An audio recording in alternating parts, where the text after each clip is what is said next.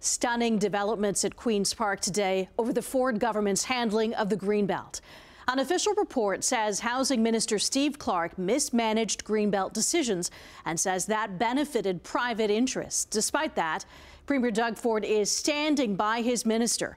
Al Sweeney has been following this story and joins us live in studio with the very latest. Al. Taz, today's report came from Ontario's Integrity Commissioner. He was asked to investigate after Clark approved decisions to take 7,400 acres of land out of the Greenbelt for development. He concluded that the way Clark did his job violated integrity rules and improperly benefited private interests. Throughout the controversy over the Greenbelt and private developers, Doug Ford has been supporting his housing minister. But this latest report increased the calls for Clark to be fired and for the government to reverse its Greenbelt policy. Integrity Commissioner J. David Wake says Clark's lack of oversight of his staff led to private interests being furthered improperly, with some developers alerted to a potential change in the government's position on the Greenbelt. That was opening parts of the Greenbelt for development. Wake says Clark's former chief of staff, Ryan Amato, was involved in the selection of 14 of the 15 properties that were removed from the Greenbelt. But Clark did not question or properly oversee Amato's selection process. Amato has already resigned following a report by the Auditor General that he was influenced by a small number of well-connected real estate developers. Wake recommends the housing minister should be reprimanded for his lack of oversight. But instead of a reprimand, Premier Doug Ford is supporting Clark, saying in a statement, Minister Clark will continue to work towards delivering on our promise to build at least 1.5 million homes.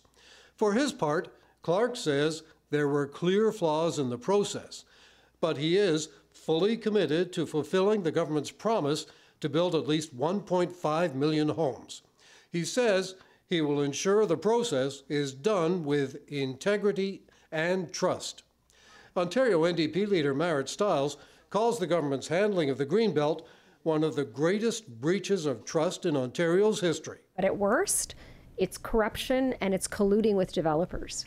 And it was always and continues to always be about ensuring that a very small number of developers profited immensely from these decisions. Political commentator Keith Leslie says trust in the government is shattered, and the only answer is for Ford to cancel the Greenbelt plan. The Integrity Commissioner is now saying the same thing as the Auditor General, that the process was chaotic, reckless, marred by deception.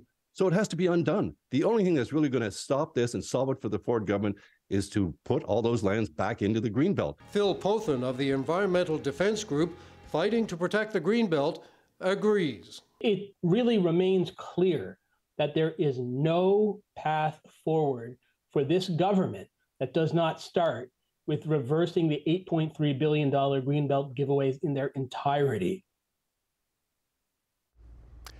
And there could be a lot more to come on this. The RCMP are looking into whether a criminal investigation would be appropriate into the Ford government's handling of the Greenbelt, and an investigation is being carried out by the Information Commissioner into use of personal cell phones and deleted emails. And we just heard late this afternoon that Premier Doug Ford will be holding a news conference tomorrow morning. Taz.